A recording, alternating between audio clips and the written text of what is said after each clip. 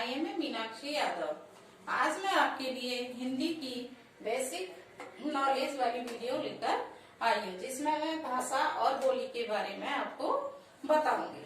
जैसे भाषा वह साधन है जिसके द्वारा हम अपने मन के भावों को लिखकर या बोलकर दूसरों तक पहुंचाते हैं, उसे हम भाषा कहते हैं। भाषा के दो रूप होते हैं। भाषा के कितने रूप होते हैं? दो रूप होते हैं। एक मौखिक भाषा और लिखित भाषा। सांकेतिक भाषा है, पर इसे ग्रामर में जो है मान्यता प्रदान नहीं है, क्योंकि संकेतों का जो है लोग गलत अर्थ भी निकाल लेते हैं, इसलिए सांकेतिक भाषा इसमें कोई इसको मान्यता प्राप्त नहीं है। मौखिक भाषा क्या होती है? जैसे हम मुंह से बोलकर अपने मन के भाव या विचार लोगों तक पहुंचाते हैं, उसे हम मौखिक भाषा कहते हैं। लिखित भाषा वह होती है जैसे हम लिखकर, आप लिखते हैं वो लिखित भाषा हो गई। लिखकर लोगों तक पहुंचाते हैं वो लिखित, अपने मन के भाव या विचार या कोई चीज जो लिखित रिटेन में देते हैं, लिखित में देते हैं, वो लिखित भाषा होती है। अब देखिए भारत की भाषाएं। अब आते हैं हम भारत की भाषाएं। भारत में कितनी भाषाएं बोली जाती हैं? भारत के संविधान द्वारा 22 भाषाओं को मान्यता प्रदान है। 22 भाषाएं कौन कौन सी हैं? जो इस प्रकार है, देखिए, हिंदी, संस्कृत, गुजराती, मराठी, तमिल, तेलुगु, कन्नड़, मलयालम, असमिया, कश्मीरी, पंजाबी, बांग्ला, सिंधी, उर्दू, मणिपुरी, नेपाली, उड़िया, संथाली, बोडो, डोगरी, मैथिली, कोंकणी। ये हमारी 22 भाषाएं हैं। हमारे संविधान में कितनी भाषाएं? 22। ये हमारे हिंदी ग्रामर के बोर्ड में भी ये क्वेश्चन आ जाता है कि कितनी भाषाओं को मान्यता प्राप्त है? 22 भाषाओं को मान्यता प्राप्त है।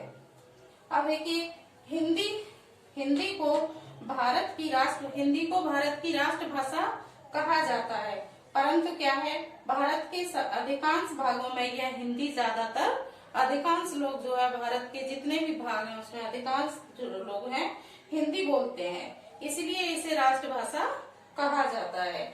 लेकिन इसको जो है संविधान ने राष्ट्रभाषा के मान्यता प्राप्त नहीं दी है, लेकिन संविधान ने 24 सितंबर 1949 को हिंदी को राजभाषा के रूप में प्रकट मान्यता प्रदान की थी।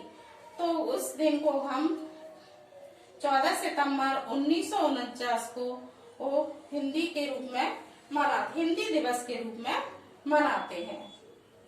अब आती है हमारी बोली। बोली किसे कहते हैं? बोली जैसे एक क्षेत्र होता है, उस क्षेत्र में जो भाषा बोली जाती है उसे हम बोली कहते हैं। जैसे देखिए, आप यूपी में जाएंगे, किसी क्षेत्र में जाएंगे, हरियाणा में जाएंगे, वहाँ हरियाणवी होगी, वो हरियाणा की बोली कौन सी हो गई? हरियाणवी। राजस्थान की राजस्थानी। और विशेष पर बोली जाने वाली उसे हम बोली कहते हैं। बोली एक क्षेत्र में बोली जाती है।